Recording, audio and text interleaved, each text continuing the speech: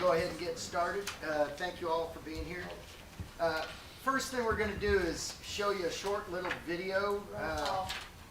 Roll call, I'm sorry. Chairman Smith, Here. Facilities Committee Chairman Mr. Keene, Here. Mrs. Black, Here. Mr. Connor, Mr. Daugherty, Mr. Groan, Here. Mrs. Haddon, Mrs. Jones, Ms. Schaefer, Here. Mr. Slater, Here. Ms. Thomas.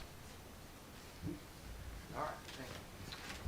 So, something we thought we'd do, there's been years, over the last few years, we've been putting a lot of money toward different things. So, talking with Dr. Sharp and Mr. Witt, at a request from the county commission, one of the gentlemen at a meeting said, well, you know, what is all this money going toward?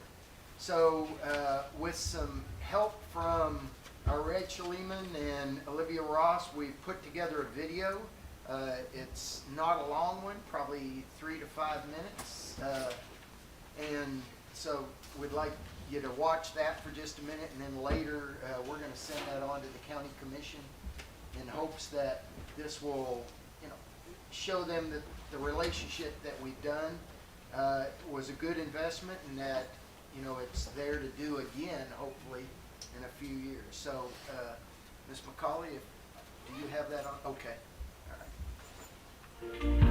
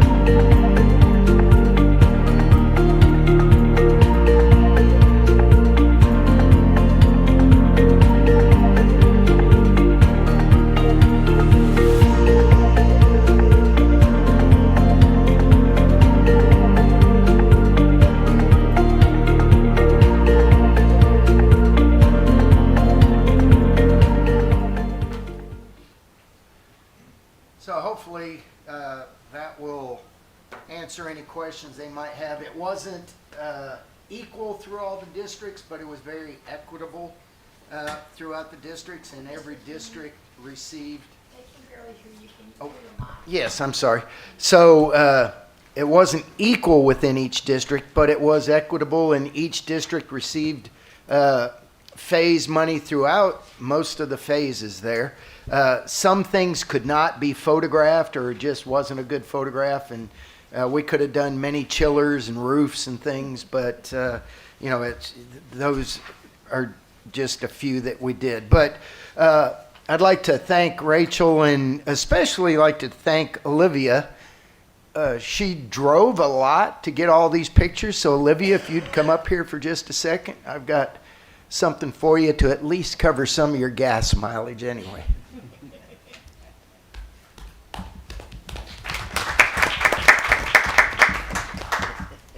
Hope you like them. Oh, cute. So, Thank you. We appreciate all you did there. Thank you.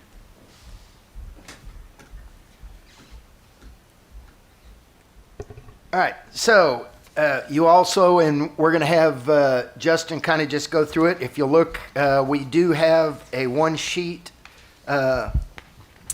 page information on Phase 4, and that is what we've approved it already, the Phase 4. We're starting some of them and hoping to start even more by spring. And then going to talk to you about Phase 5, which we mentioned with regards to the lighting and possibly some other needs. But I'll turn it over to Mr. Witt. Thank you. Thank you, sir. I appreciate the video. Good to see all that hard work. Getting a lot of work all across all the districts there. So I won't read all of these to you, but just a quick update. We just approved Phase 4 at the September board meeting. So already getting some good work underway. Have most of these with engineers making visits. Cell Creek, the gym locker room, already have some plans on paper. North Hamilton Chiller is actually complete. Another busy summer in the athletic world. I think the last 2 summers, we've done a lot of turf work, a lot of tracks. So again, this summer with the turfs that we have there, we'll try to get those ready for football season. So again, just making a good headway from September to now, and I think a lot of this, like you mentioned, Gary, will be spring and summer work. Moving to Phase 5, and I'll talk about this project a little bit later, a little more in depth, but that was the district relighting. That was the piece that we were going to use this bond fund to basically complete the deal on the lighting project. So I wanted to go ahead and get that. And again, this is a draft. We'll probably update this a little bit before we send it to the board. Okay. But definitely the lighting there, we'd like to get moving on. And then, just being so busy with our maintenance guys, addressing the deferred maintenance needs, we're asking for just a district-wide deferred maintenance materials to help with the maintenance team. Yep.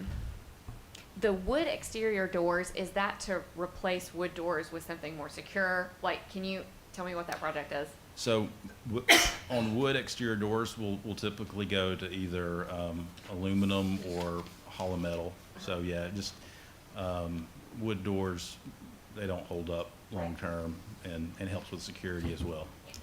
Yes, ma'am.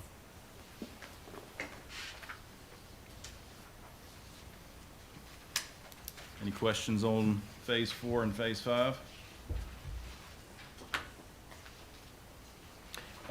And just a reminder to the board, the initial money, or $500,000 of it, was a part of the bond money that we had a few bids come in under cost, so we had a little bit of money left over, and that's what we're using for this lighting. I don't think we're there yet. I Okay. think this is just in combination with the funds, and I can go ahead and jump into that. That's a good Okay. move All into right. the energy management and lighting update. So we looked at a lighting update, and I really just wanted to show how long-term decisions have long-term effects. So, and also realize we've got some newer board members that may or may not realize that we have our own internal in energy management team of two people. We've had that for 23 years now. So Greg Higgins and Mary Wright. I'd like to give them all the credit for this, but a lot of this has been their hard work, and also just a culture of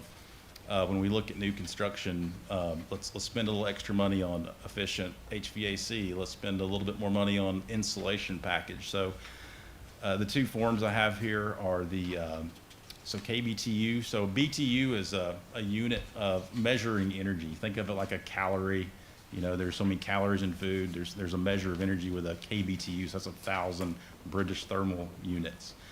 So the top line there is, if we did nothing, if we did not have an energy management program, if we operated the same fashion that we did in 2003, that would be our energy usage. The bottom line is our actual data that we've collected over the last 23 years. These are very simple sheets, but this is about 200,000 data points. So not only does our energy managers help with scheduling, our schools help, they troubleshoot day-to-day HVAC issues, but they also we look at and monitor 700 meters per month. And we do that to trigger a leak. You know, if it's a red flag, if we see a spike in our usage. But an odd one that we had, it's been several months ago, we actually had a faulty meter. So EPB cut us a $70,000 check. They said, "You're right. You know, that billing has been incorrect." So we picked up money there. So the usage there is again in KBTU, and you can see that we've had it's year to year. So that's not cumulative. That's just this year we've had a 40% reduction in energy actual use.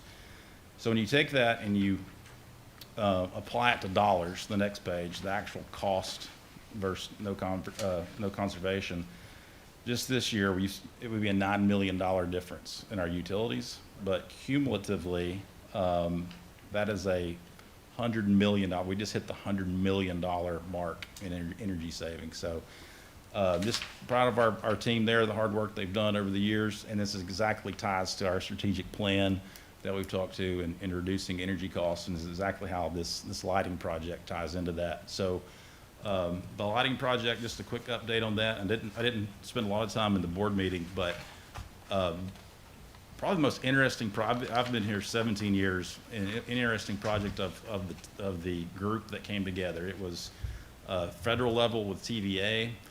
It was state level EESI, that's the Energy Efficient Schools Initiative.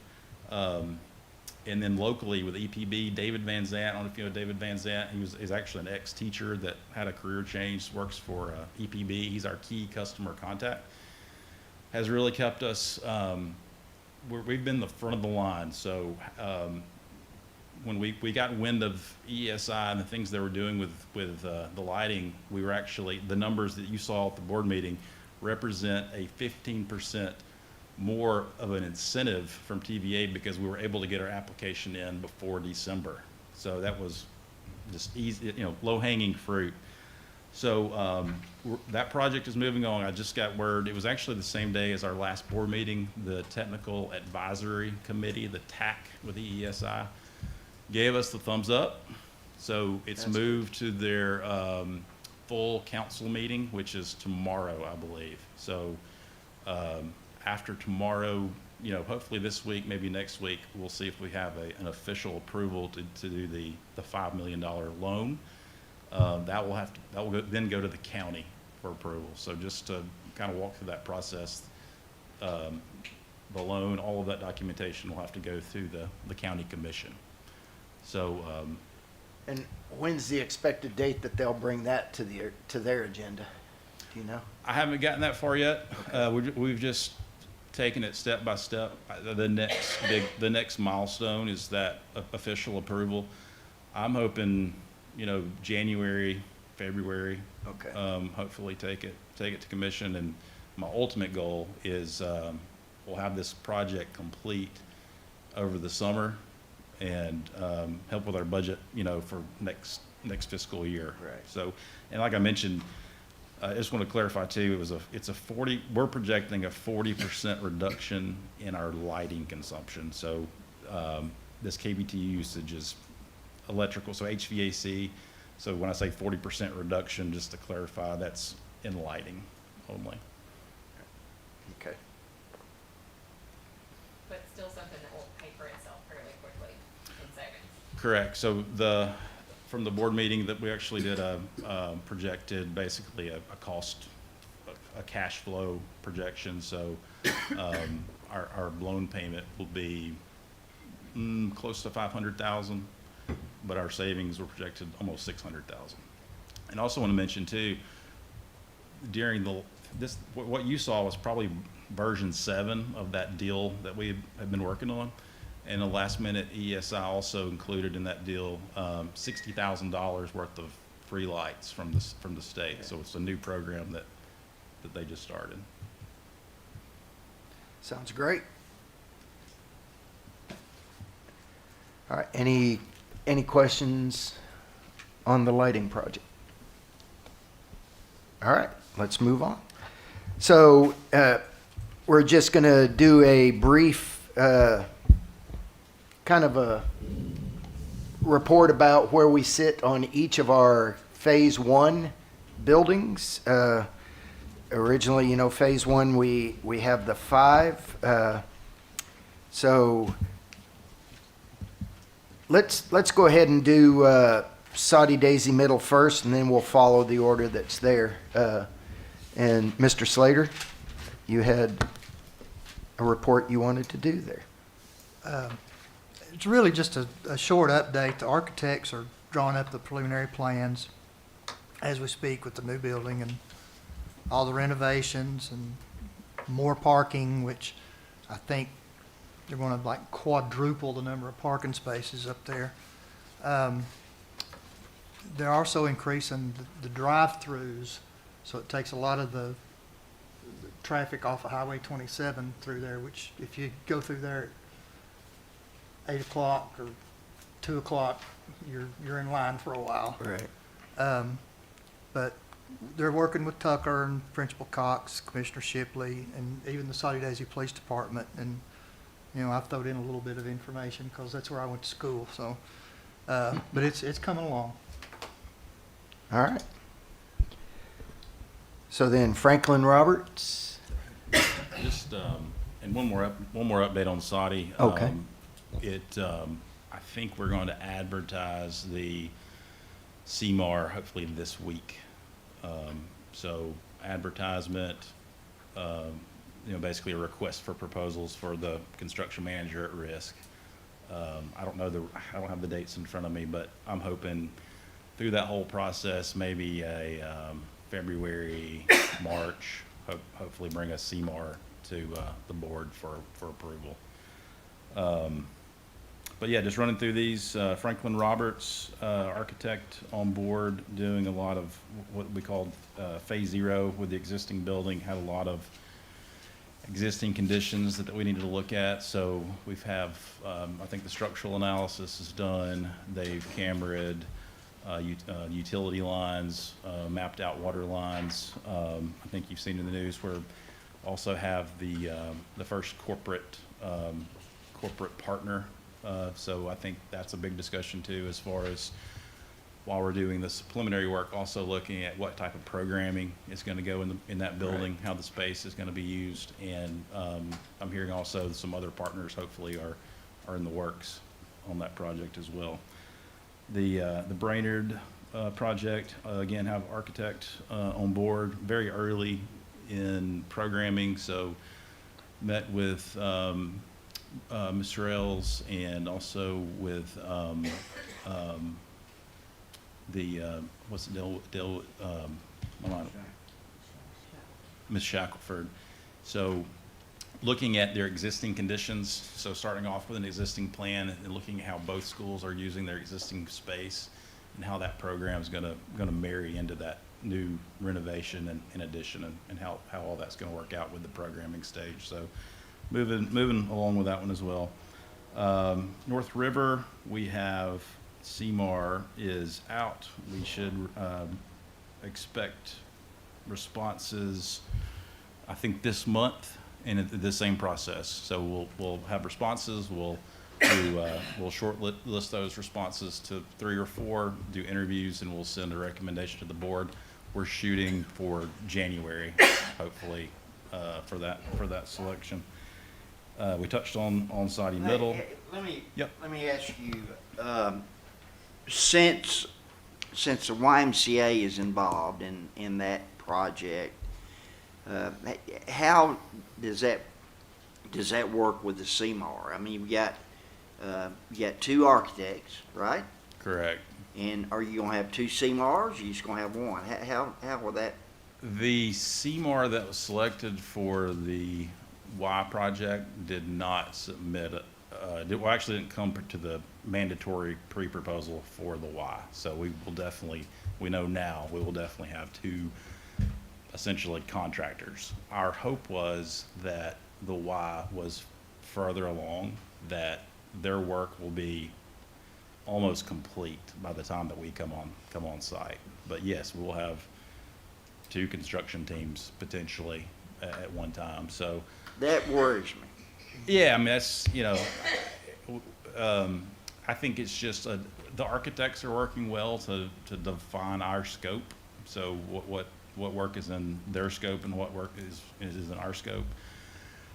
I think it puts a lot more pressure on us selecting a really good CMAR that's done this type of work before, that's worked in existing conditions. The other challenge is the Y will have to stay operational. So I think this is a perfect project for CMAR, where you can have a lot of preliminary discussions, many phasing discussions, temporary measures, that type of thing. But yes, I think it will be a very challenging project.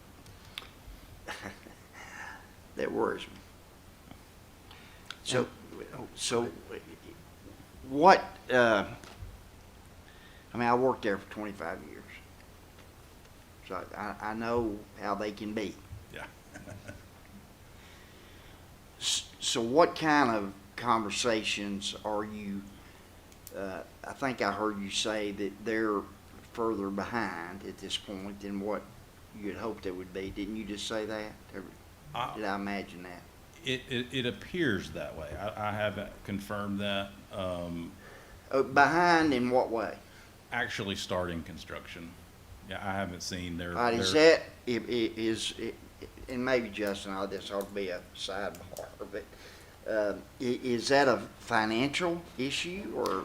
I don't think it's a financial issue for us. I think it's a coordination issue between the 2 contractors and us. Is that a financial issue for the YMCA? I don't think so. I mean, their scope of work is, for the most part, in the front of the building. I think they are redoing part of their entrance.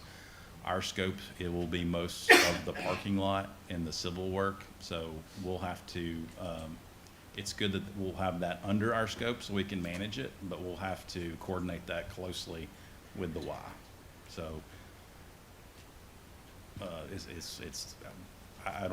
it'll be challenging, but I don't think, I don't see any financial issues, no. You're not convincing me that this is gonna all be okay. It's not gonna be easy, but.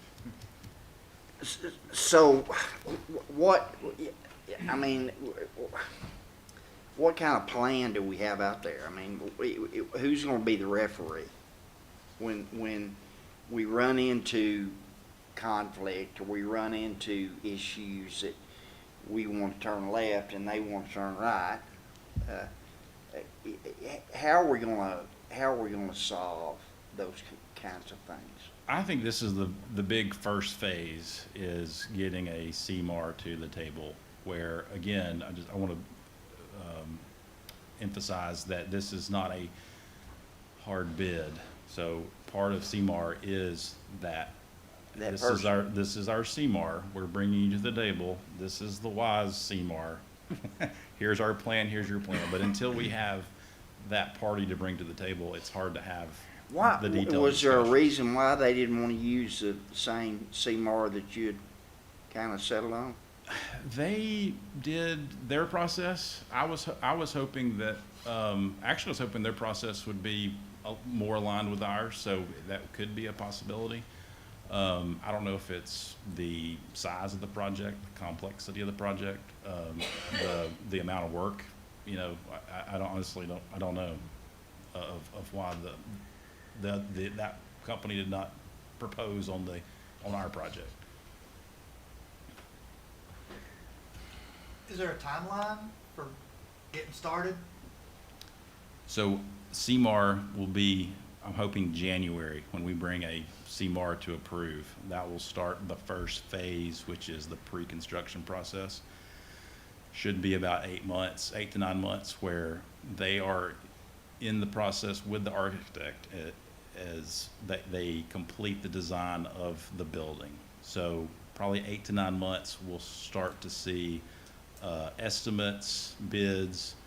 So construction's probably A lot further. a year after January 1 is what or January, whatever the third Thursday is in January. So we're looking You at mean- 2028? Yeah, 2028. So roughly breaking ground 8 to 10 months after a CMAR's chosen. Yeah. Okay. So they, make sure I understand, the Y did not agree to your CMAR, or our CMAR was not interested In our project, correct. Our CMAR was not interested? Their CMAR that they selected, which Yeah. is a completely different process. Okay. They owned that. Yeah, They had their process of selection. They were selected. My understanding is that CMAR did not attend our mandatory pre-proposal, so their intentions are to not propose on our project. that really concerns me. Dr. I'm Robertson, I'm does hoping the you- majority of their work will be done by the time that we break ground, is my hope. Yeah, I mean, we've been going back and forth on this project for a long time. It's taking longer than any of us would expect it to, but I think the reason why we're moving forward with it is the potential impact that this property could have No on question. the entire community. I don't worry as much about there being two CMARs. I think, you know, what Justin said all along about this, again, he said it tonight, is this is a great example of when a CMAR is needed. I'm excited to see how a really complex project moves along with a new process. I mean, has the county ever done have we ever done a CMAR? We, the rebuild of the tornado damage was technically a construction manager, but that was in partnership with our insurance company, so a little bit different. That encourages me because that was the cleanest project I've ever been a part of in Yeah. terms of how it ran. So, but scope. you got this big project, and you've got essentially two entities involved, the Hamilton County Schools and the YMCA. We've never used a CMAR, okay? So we're doing that for the first time. And then our partner in this, they're using a different CMAR. And that doesn't worry you? It complicates things, but our site will be, our building, actual building will be on the opposite side of where the majority of their building will be. Yeah? I mean, I kind of think of it as when you build downtown and you've got a building right here and a building right here, you know, you're gonna have some overlap. They do it. A professional contractor should not have an issue. What is their timeline to have to start on their part, the front end of that building? The why, I Yeah. haven't seen anything concrete. Have they hit their goal, their financial goal? I don't know. Again, that's a separate, you know, that's private. So let's say they are behind, significantly behind. and we move forward, can that building be used and occupied, our side of things with them still, if they were trailing behind? I think so. Okay. Yes, yeah, I think, again, the parking, the laydown areas, way our fencing is, the way that the site's laid out, lends itself to two projects going on at the same time. Again, they're in the front, and Right. we're all in the back, so, we may have some overlap in, temporary utility shutdowns, things like that, but again, that's something contractors deal with on a regular basis. So I know it'd be only a ballpark estimate, but is there a chance that the Saudi Middle with that CMAR could end up being finished before the North River with this project? Since it's not, I know they're a little, right now, North River's a little ahead by a few months, but could that, I mean, I Well, guess what I was saying is the Saudi Middle project could become the first project finish that we've used by using a CMAR, And they, depending on, that one being a little bit further behind, North River being more complex, larger. right. I'm hoping that they kind of catch Catch up each to other each at the end, yeah. So, and Saudi too, that's another great example of CMAR where we're gonna have some phasing with the front of the building and the back of the building, where pieces of Saudi will be turned over before the front is what we're thinking right now, the front parking lot and an office renovation and addition, so. But yeah, that's to answer your question, I'm hoping that they kind of catch each other. Right. Didn't know which one would be a good example to look at on success of this, CMAR program. Right. I'm glad we have you, Justin Witt. Yeah. It's gonna be hard. You're not taking over at LSU, are you? Surely not. I'll pull a Kiffin. I'm not over it yet. And then the last one's Clifton Hills. So thinking it's kind of similar that we did with Franklin Roberts, where we did that phase 0. Clifton Hills has been a lot of back and forth on, and I've heard Gary talk about it, the floodplain issue and can this be done, that be done. But we're moving forward to let's go ahead and look at that architect selection and do a similar phase 0 of some preliminary looks of what makes sense. So I think proposals are in. It's just waiting on the committee and going through that full selection process. And will that one also have a CMAR? That one will also have a CMAR. Okay. All right. Correct. All Who right. do I need to contact about the committee? I'm still waiting on my phone call.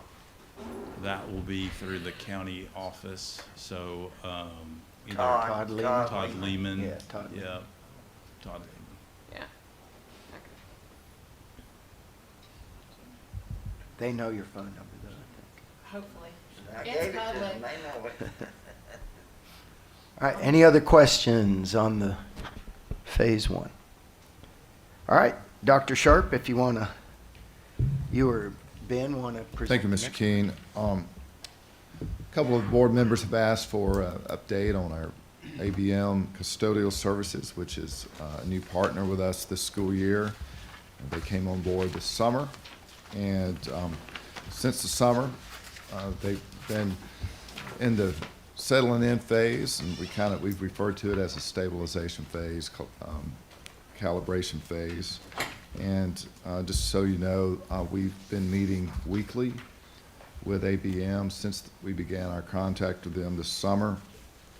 We also do weekly walkthroughs of buildings, and in some cases, we've met more than once a week when issues arise.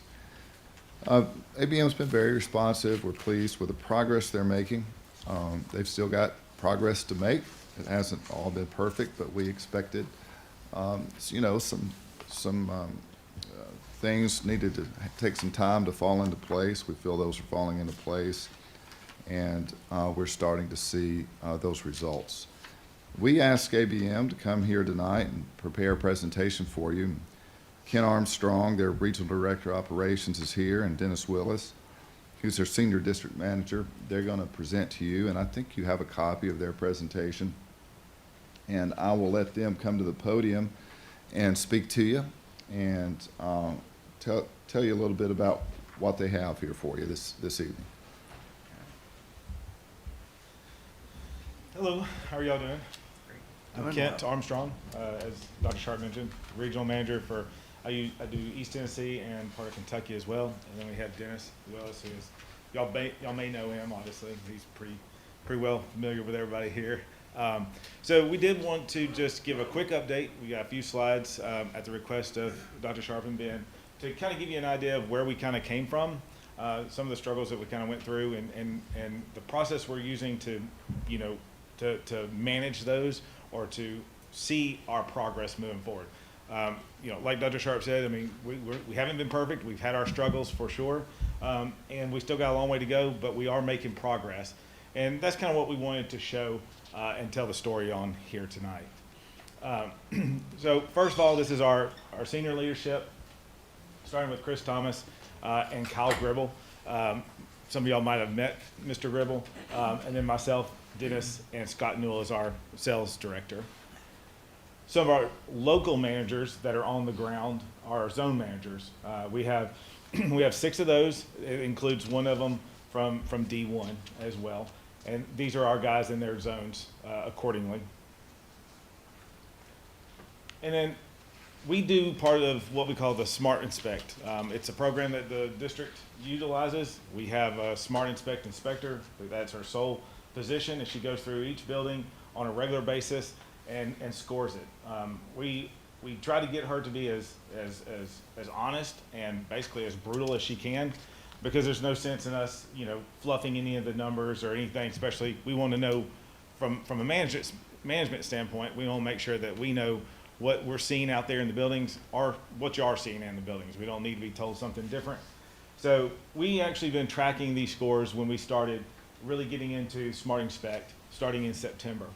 So you can see we put these through by zones, and these are our scoring. And these are like, there's certain categories that when we go into a classroom, a bathroom, a hallway, or any kind of space, there's a checklist of certain items that our inspector is inspecting. And they sign off on whether it's been completed, needs work, or it's deficient, or, you know, it's not applicable. So it is then assigned a percent for that room. And then that cumulative score, all the percents for each area or room that's been graded, comes into a cumulative score for that site.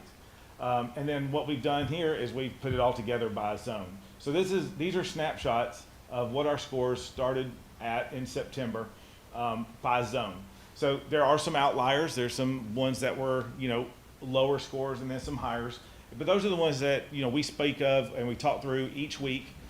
We get feedback not only from the inspections, but from the principals, and we do our own QR codes surveys that the teachers and the principals have available to let us know how we're doing on a daily basis, or if there's any complaints, and we compile all that together and we review that information. So in September, you can see, you know, we're in our 70s and 80s on a lot of them. October, our numbers start to kind of go up a little bit as well. And then moving into November, this is the last month that we just completed. Now, we did have, you know, fall break. That really kind of helped us catch up with some of the detail work in a lot of the buildings, where we have been struggling to try to catch up and maintain daily service as well. So we did really utilize our fall break to really get in there and get cobwebs, dust bunnies, you know, wiping down tables and chairs, and you know, just really trying to, like I said, just simply catch up. And those numbers really reflect that into November. So you can see there's a big jump into our November inspection scores. And then you can see over here to the right, these are our improvements. So these are our point improvements from September to November. So you can see almost every zone has a fairly substantial increase in our point improvement, with a district-wide overall average of 11 points.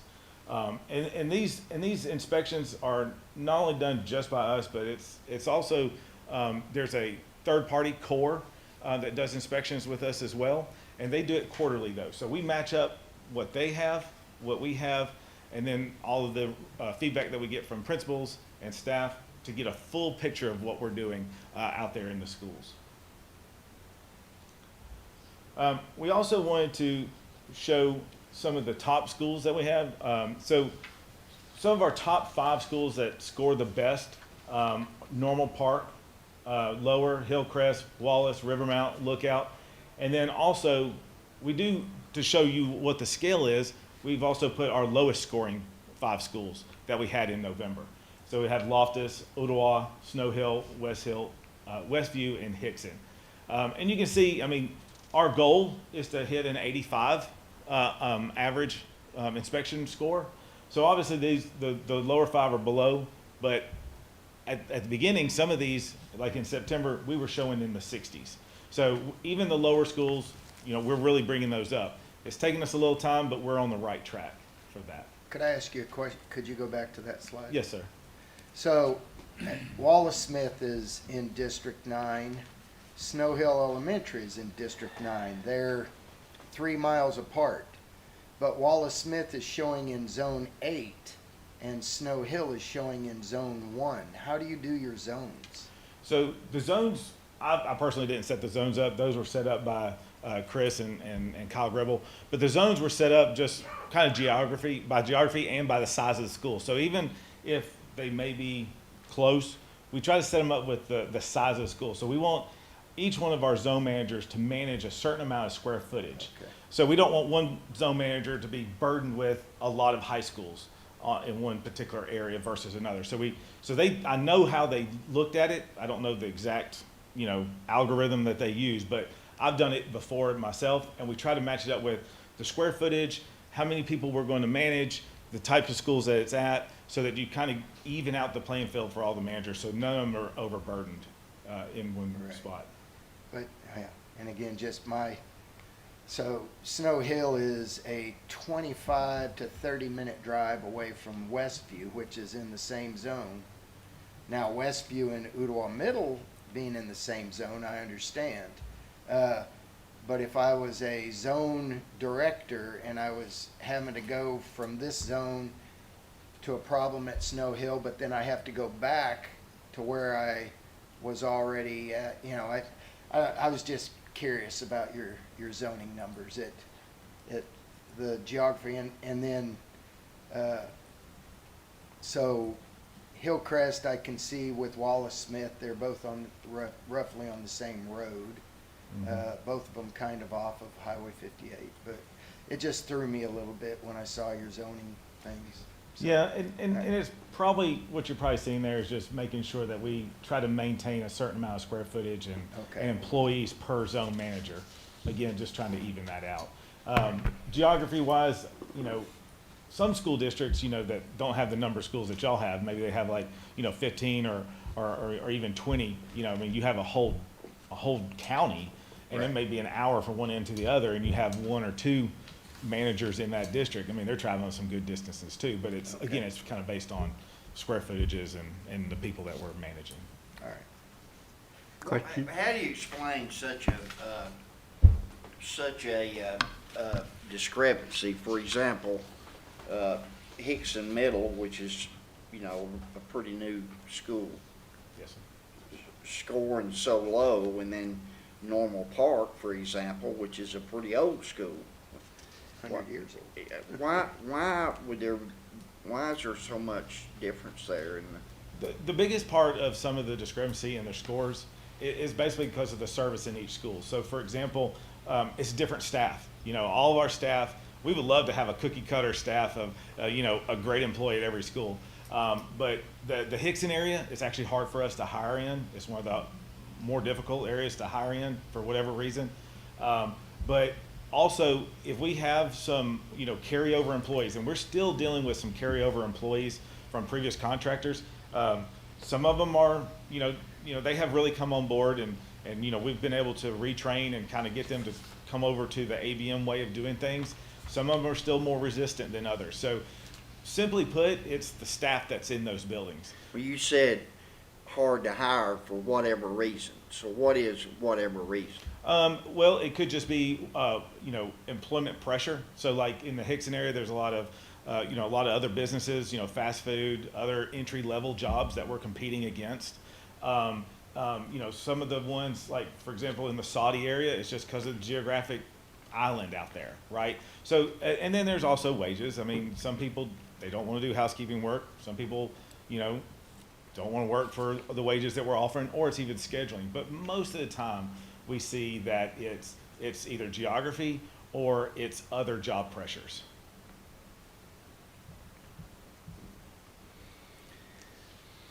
Any other questions on this? I have a question. Yes, Do sir. we have a list of schools by zone? I can provide you one. I Yes, would sir. appreciate it. Yes, Thank we you. can definitely send that, or Ben or Dr. Sharp probably already have it, but if not, we can make sure you have it and he can send it to everyone. Yes, sir. Thank you. I've got some questions. You talked about using fall break as a time to catch up. But when you say catch up, what do you actually mean by that? Is that just stuff you don't routinely get to and it's just good to find a time to get it done? Is it stuff that you don't have the capacity to get done that should be getting done? Can you speak to that Sure. a little bit? So, so we have standard items that are daily service, like pulling trash, cleaning restrooms, stocking tissue and towel and things like that. So there's, within our scope, we have daily work, and then we have periodic work. Things that are done weekly, bi-weekly, monthly, or even semi-annually or annually. So when we have experienced, and we experienced some labor shortfalls, it's all we can do sometimes to get those daily things completed. So some of the periodic items, dusting, high dusting, kayvaking, or using a restroom machine in the bathroom and stuff like that, some of those have been neglected because we're trying to get the daily stuff done. So having that break did allow us to catch up on all the periodic work, which increased the overall cleanliness and the look of the buildings. And now we've actually we'll get to this in some of the future slides. So we're actually catching back up on our staffing. So we're well into the 90% of staffing for all of our zones. So some of the issues that we're overcoming, and it's evident in our inspection scores back in September where we had a lot of the labor issues, we're now getting heads and bodies in the building. Now we're focusing on fine-tuning those heads or those bodies that are in the building with training and supervision and making sure that the dailies and weeklies and monthly items are being followed through. And then kind of following that, you've talked a lot about the accountability measures that y'all do have, but what do you do to gauge, feedback like in each individual school, just kind of day to day? So we utilize a QR code. That is something that we put together and we put out there at each school. It allows anybody in the school, for example, teacher, students can use it too, technically, but we really post them. I'm sorry? They're not supposed to have their phones. Well, they're not, but we actually have had some students send some in. But they're put up into the the teacher workrooms and places for that. So that's how we can gauge, how they're doing instantly, daily. And we capture all that. And on our weekly calls and our weekly reports, we report that back up to Ben and Dr. Sharp, and we go through each one of them. And we have, ones that are higher priority that we need to, make sure that we address immediately. We also do follow-ups with, the principals and the teachers that, have, major concerns. We are actually seeing that QR code system still being utilized pretty well, but we're seeing that there are more notifications versus deficiencies that are being reported now. So that's what we really want it to get to. We don't want them not to inform us about anything. That just helps the whole machine, right? The more information we have, it just helps the whole machine. But if we can get to where we're being just notified about things, or, hey, there's a current spill that just happened that needs to be picked up, that's more of what the design, what we would like it to be, versus they hadn't picked up my trash for a week or whatever. So, and those were some of the things we had experienced, but we have really knocked those down. We're very rarely seeing some of those things like that. And I'll just end with saying, as a student, I'd like to see what can be done moving on to solicit student feedback all across the county.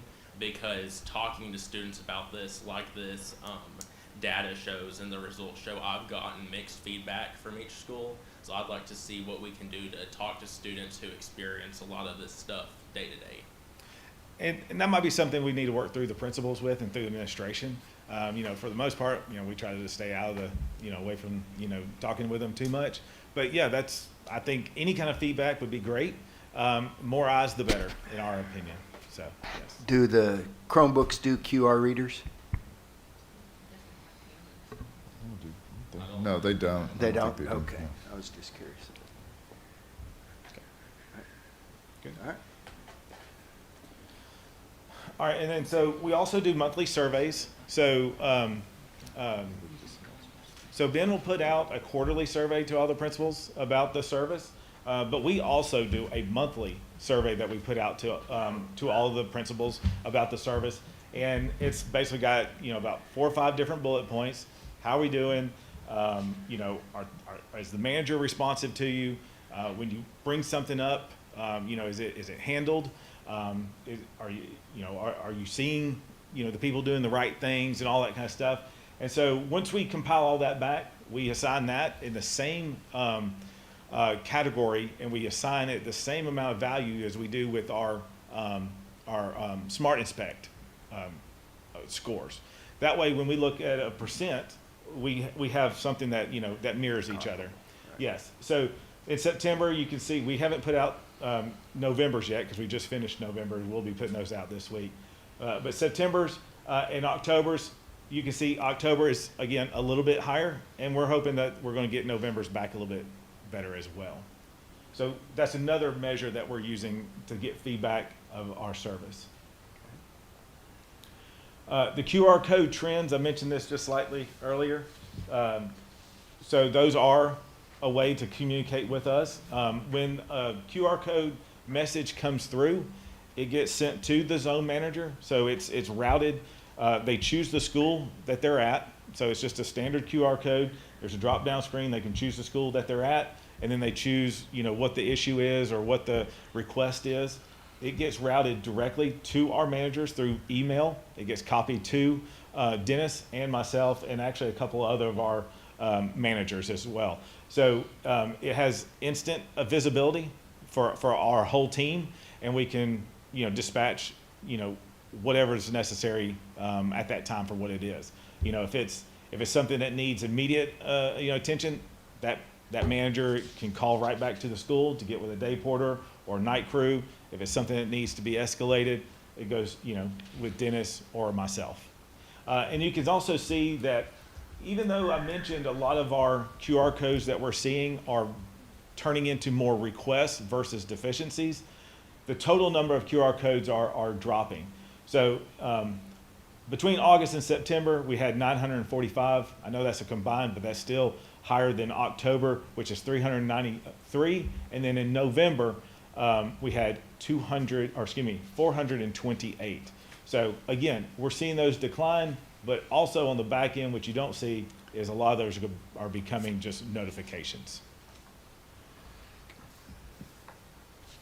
Staffing trends, as I mentioned, staffing, has been troublesome at times, but we are turning the corner on our staffing, and our staff is stabilizing.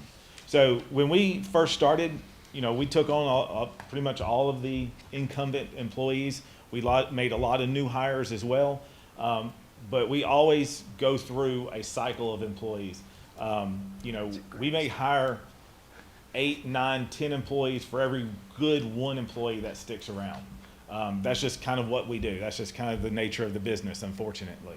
But I know this graph is pretty busy, has a lot going on, but it will show you all the ups and downs, which is, again, what we deal with, when it comes to recruiting.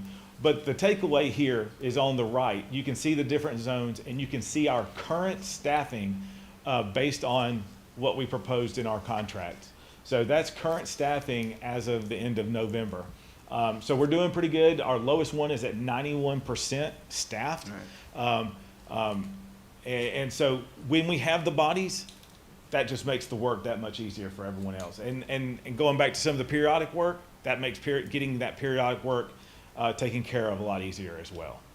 So we're doing What, really what's good. the pay range for those guys, the boots on the ground? So different positions have different pay, but we have, our starting pay is $13, but we have people all the way up to our supervisor, hourly supervisor levels that are making $20 an hour. So we've had to play with our pay range a little bit too, like up on the mountain, we had to increase it a little bit. Certain areas we increased just to, fight that, job competition that we have out there. But yeah, we're anywhere from 13 to probably $20 an hour. What do, excuse my ignorance here, what does Chick-fil-A or McDonald's, or what do they pay? Do you know offhand? I live in Knoxville, so I know in Knoxville because I have one of my friends, his son works at Chick-fil-A in Knoxville. He makes like $16 an hour in Knoxville. I can't speak for here. But- McDonald's advertises $13 an hour for start. Yeah. Yeah. So I would imagine Chick-fil-A might just be a little bit more than that. Maybe not too much, but. Yeah. Any questions on this? All right, and then just moving over to our winter break, we're going to use that as another opportunity to just even try to do more detail work, make the schools look even better than what they are, just like what we did in fall break. So basically our scope calls for doing cafeterias, entries, as far as floor work goes, cafeterias, entries.